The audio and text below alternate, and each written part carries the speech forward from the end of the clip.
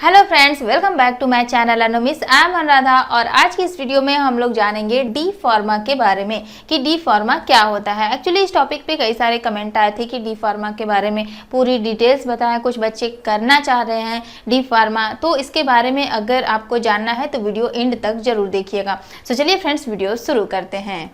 तो जैसे कि फ्रेंड्स हमारा आज का टॉपिक है डी फार्मा। हम लोग डी फार्मा के बारे में आज पूरी डिटेल्स जानेंगे।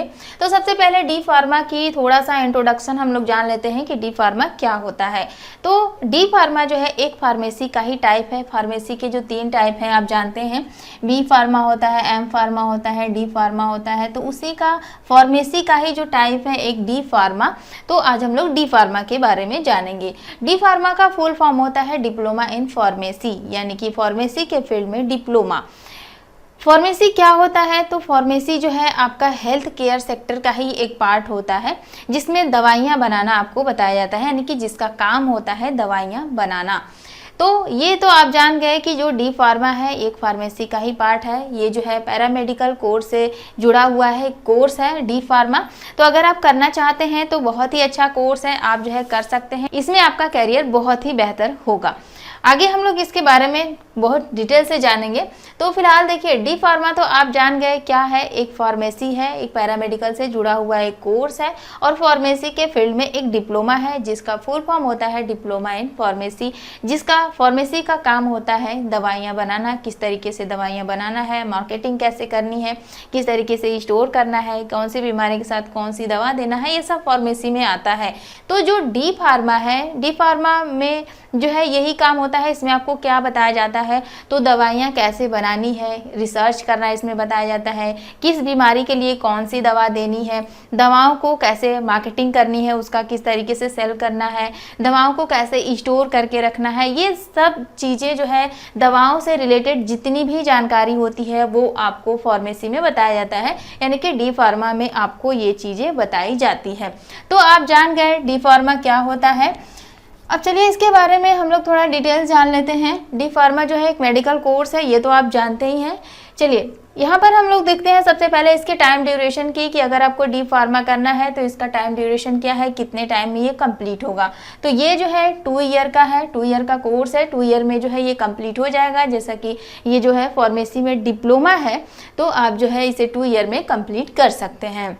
उसके बाद लेवल क्या है इसका? तो लेवल में जो है एक डिप्लोमा कोर्स है, तो लेवल जो है इसका डिप्लोमा हो जाएगा। एडमिशन की बात करते हैं कि कैसे इसमें आपका एडमिशन होगा।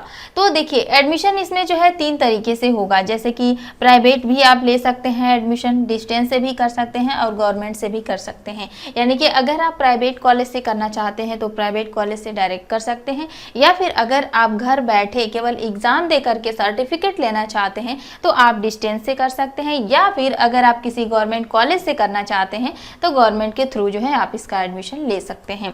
प्रोसेस क्या है इसके एडमिशन का? देखिए, सबसे पहले प्राइवेट कॉलेज की बात करते हैं। तो प्राइवेट में जो है डायरेक्ट एडमिशन होता है, यानी कि जिस भी प्राइवेट कॉलेज में आपको एडमिशन लेना है आप उस कॉलेज में जाइए, पैसे दीजिए और जो है अपना एडमिशन ले लीजिए।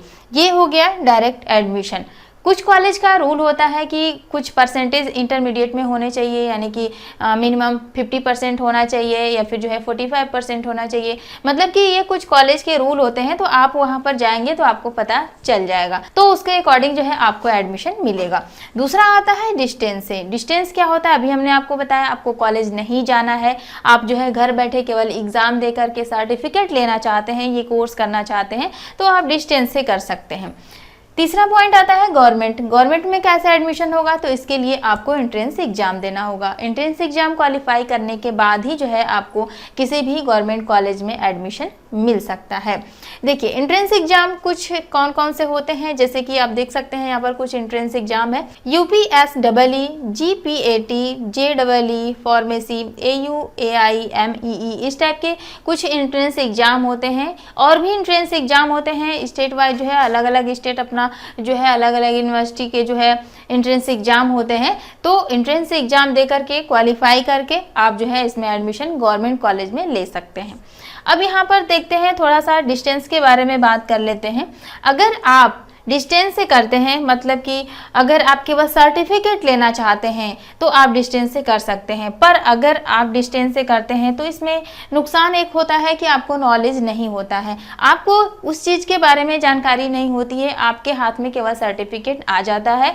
और अगर आप कहीं जॉब के लिए जाते हैं तो जब आप उसके बारे में जानते ही नहीं हैं तो आप क्या जॉब कर सकते हैं। तो ये अच्छा मेरे हिसाब से नहीं होता है अगर डिस्टेंस से आप करते हैं तो। वैसे तो अगर आप करना चाहें, मान लीजिए कि आपके पास टाइम नहीं है, आप पार्ट टाइम में कोई जॉब करते हैं या फिर जो है किसी भी पोस्ट पे हैं और आप जो है डी फार्मा का कोर्स करना चाहते हैं तो आप डिस्टेंस से कर सकते हैं। उसके बाद जो है यहाँ पर हम इसके एलिजिबिलिटी की बात करें कि आपको डी फार्मा में एडमिशन कब मिलेगा, किस टाइप के स्टूडेंट को एलिजिबिलिटी क्या है। तो 10+2 अगर आप हैं तो आप जो है डी फार्मा में एडमिशन ले सकते हैं। साथ ही साथ आप पीसीबी या फिर पीसीएम से होना चाहिए, यानी कि आप एक साइंस स्ट्रीम के स्टूडेंट हो या फिर आप मैथमेटिक्स से हो या फिर आप बायोलॉजी से हो तो जो है आप डी फार्मा में एडमिशन ले सकते हैं। कुछ कॉलेज का रूल होता है, मैंने आपको बताया कि मिनिमम जो है 50% मार्क्स चाहिए उन्हें, तो अगर 50% मार्क्स है तो आपका एडमिशन डायरेक्ट हो जाएगा। ये जो है कॉलेज पे डिपेंड करता है कि किस कॉलेज में आप एडमिशन ले रहे हैं, वहाँ का क्या रूल है। फीस की बात करते हैं कि फीस इसमें कितना लगेगा। तो गवर्नमेंट फीस की बात करें तो गवर्नमेंट फीस इसका जो है लगभग 10,000 जो है इसका पर ईयर लगता है। लगभग एक एवरेज फीस बता रहे हैं, अधिक से अधिक जाएगा तो 20,000 तक जा सकता है, लेकिन जहाँ तक मुझे उम्मीद है कि गवर्नमेंट फीस जो है लगभग 10,000 के आसपास जो है आपकी फीस होती है। लेकिन अगर आप यहीं पर प्राइवेट कॉलेज में एडमिशन लेते हैं तो वहाँ की फ़ीस गवर्नमेंट की अपेक्षा ज़्यादा होगी। 50,000 से स्टार्टिंग हो सकती है, 60,000 से स्टार्टिंग हो सकती है, अधिक से अधिक आपका लाख में भी जा सकता है। ये डिपेंड करता है कि आपका कॉलेज कहाँ पर है, क्या फैसिलिटी है वहाँ की, क्या लोकेशन है और भी सारी चीज़ें जो है, यानी कि जिस कॉलेज में आप एडमिशन ले रहे हैं वहाँ पर आप जाएँ और पता करें कि वहाँ का क्या फ़ीस है अगर आपको डायरेक्ट प्राइवेट कॉलेज में एडमिशन लेना है तो ये जो है अलग अलग कॉलेज के अलग अलग फीस होते हैं कि वहाँ का जो कॉलेज है वो अपना फीस डिसाइड करता है, तो उसके अकॉर्डिंग जो है प्राइवेट कॉलेज की फ़ीस होती है। लेकिन गवर्नमेंट की अपेक्षा जो है बहुत ज़्यादा इसमें फ़ीस लग जाती है। तो जहाँ तक हम आपको यही कहेंगे कि आप कोशिश कीजिए एंट्रेंस एग्जाम क्वालिफाई करने की और किसी अच्छे गवर्नमेंट कॉलेज में आप एडमिशन ले लीजिए अगर आपको इसमें एडमिशन लेना है तो। सैलरी की बात करते हैं, सैलरी आपको कितनी मिलेगी अगर आप डी फार्मा का कोर्स कर लेते हैं तो इसमें जो है स्टार्टिंग सैलरी आपकी 20 से 40,000 हो सकती है। एक एवरेज सैलरी यहाँ पर हम आपको बता रहे हैं, ऐसा नहीं कि इतना ही सैलरी मिलेगी। आप कहाँ पर जॉब कर रहे हैं, किस हॉस्पिटल में जॉब कर रहे हैं, किस पोस्ट पे जॉब कर रहे हैं, उसके अकॉर्डिंग जो है आपको सैलरी मिलेगी। तो एक एवरेज सैलरी जो है आपकी 20 से 40,000 जो है पर मंथ मिल सकती है। उसके बाद अगर आप डी फार्मा के बाद अपनी स्टडी कंटिन्यू रखना चाहते हैं, जॉब नहीं करना चाहते हैं, आप आगे पढ़ना चाहते हैं, तो इसके बाद जो है आप बी फार्मा कर सकते हैं, जो कि फार्मेसी में ही जो है बैचलर है, यानी कि जो है आप B pharma bachelor in pharmacy जो है कर सकते हैं, जो कि 3 ईयर में आपका कंप्लीट हो जाएगा। ये 4 ईयर का भी होता है। कब 4 ईयर का होता है? अगर आप डी फार्मा के बाद बी फार्मा करते हैं तो ये 3 ईयर में कंप्लीट होता है, लेकिन ये जो है आपका आफ्टर 12 भी होता है, यानी कि इंटरमीडिएट के जस्ट बाद जो है आप बी फार्मा भी कर सकते हैं। तो अगर आप इंटरमीडिएट के बाद बी फार्मा में एडमिशन लेते हो तो आपको 4 ईयर यहाँ पर देना होगा। 4 ईयर में आपका बी फार्मा कंप्लीट होगा, लेकिन डी फार्मा के बाद ये 3 ईयर में कंप्लीट हो जाएगा। चलिए यहाँ पर एक इम्पॉर्टेंट बात लैंग्वेज की, कि लैंग्वेज इसमें कौन सा होगा। कुछ बच्चे तो है लगभग 30-40% जो है बच्चे इसी के कारण जो है डी फार्मा में एडमिशन नहीं लेते हैं। क्यों कि हिंदी में पढ़ाई होती है कि इंग्लिश में पढ़ाई होती है, यानी कि जो भी चीज़ें हमें पढ़ना होगा वो टोटली इंग्लिश में पढ़ना होगा, इसलिए हम इसमें एडमिशन नहीं लेंगे क्योंकि हमें इंग्लिश नहीं आती है।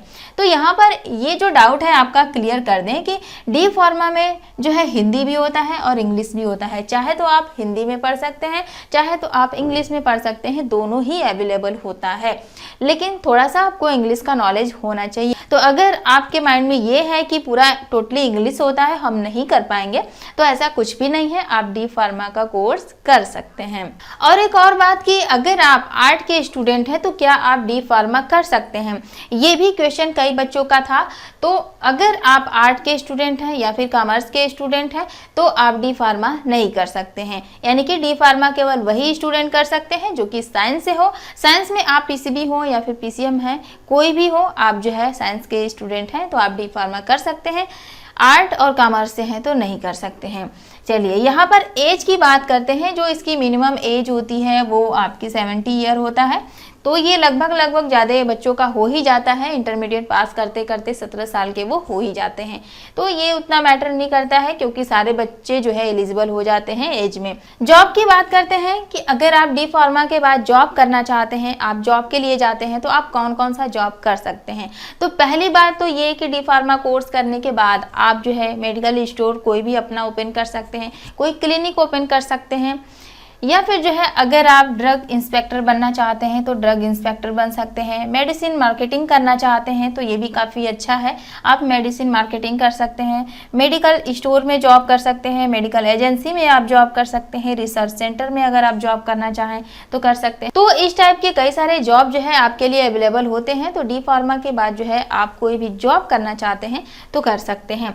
एरिया की बात करें कि किस किस एरिया में आपको जॉब मिल सकती है, तो प्राइवेट में आप जॉब कर सकते हैं, गवर्नमेंट में जॉब कर सकते हैं। सबसे पहले प्राइवेट सेक्टर की बात करें तो आप जो है किसी मेडिकल ट्रांसक्रिप्शन में जॉब कर सकते हैं, साइंटिफिक ऑफिसर बन सकते हैं, केमिस्ट बन सकते हैं, या फिर जो है आप टेक्निकल सुपरवाइजर बन सकते हैं। इस टाइप के बहुत सारे ऐसे फील्ड होते हैं। प्राइवेट में तो बहुत ज़्यादा पोस्ट होती है, बहुत ज़्यादा फील्ड होती है। अगर आप जॉब के लिए जाते हैं वो भी मेडिकल फील्ड में, तो आपको जो है कहीं ना कहीं ज़रूर जॉब मिल जाएगी। गवर्नमेंट सेक्टर की बात करें, कुछ ऐसी जॉब है जो कि गवर्नमेंट है, तो अगर आप डी फार्मा किए हैं तो आप जो है इसके लिए एलिजिबल होते हैं, आप अप्लाई कर सकते हैं। गवर्नमेंट में वैकेंसी उतना नहीं निकलती है लेकिन फिर भी निकलती है। तो देखिए, project and development India limited में आप जॉब कर सकते हैं, ये जो है गवर्नमेंट जॉब है। Indian medicine and pharmaceuticals corporation, इसमें आप जॉब कर सकते हैं। हिंदुस्तान फ्लोरोकार्बन लिमिटेड, यहाँ पर भी आपको जॉब मिल सकती है। हिंदुस्तान एंटीबायोटिक लिमिटेड, यहाँ पर जॉब मिल सकती है।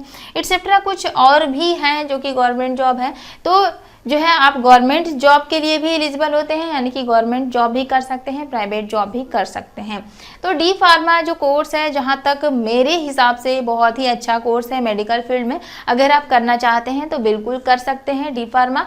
और सबसे बड़ी बात तो मुझे ये लगी कि डी फार्मा करने के बाद अगर आप खुद का मेडिकल खोलना चाहते हैं तो बिल्कुल खोल सकते हैं, कोई अपना क्लिनिक खोलना चाहते हैं तो बिल्कुल खोल सकते हैं। तो फ्रेंड्स, अगर आप इंटरमीडिएट के बाद कोई मेडिकल कोर्स करना चाहते हैं, मेडिकल फील्ड में जाना चाहते हैं, कंफ्यूज हैं कि आप क्या करें, तो आप जो है डी फार्मा अगर करना चाहते हैं, इसमें इंटरेस्टेड हैं, तो आप जो है डी फार्मा का कोर्स कर सकते हैं। तो फ्रेंड्स, आज के इस वीडियो में बस इतना ही। उम्मीद है कि आपको आज की वीडियो जरूर पसंद आई होगी। वीडियो आपको कैसी लगी कमेंट में जरूर बताइएगा, और हाँ, वीडियो को लाइक, शेयर और चैनल को सब्सक्राइब करना ना भूलिएगा। तो चलिए मिलेंगे नेक्स्ट वीडियो में। Thanks for watching.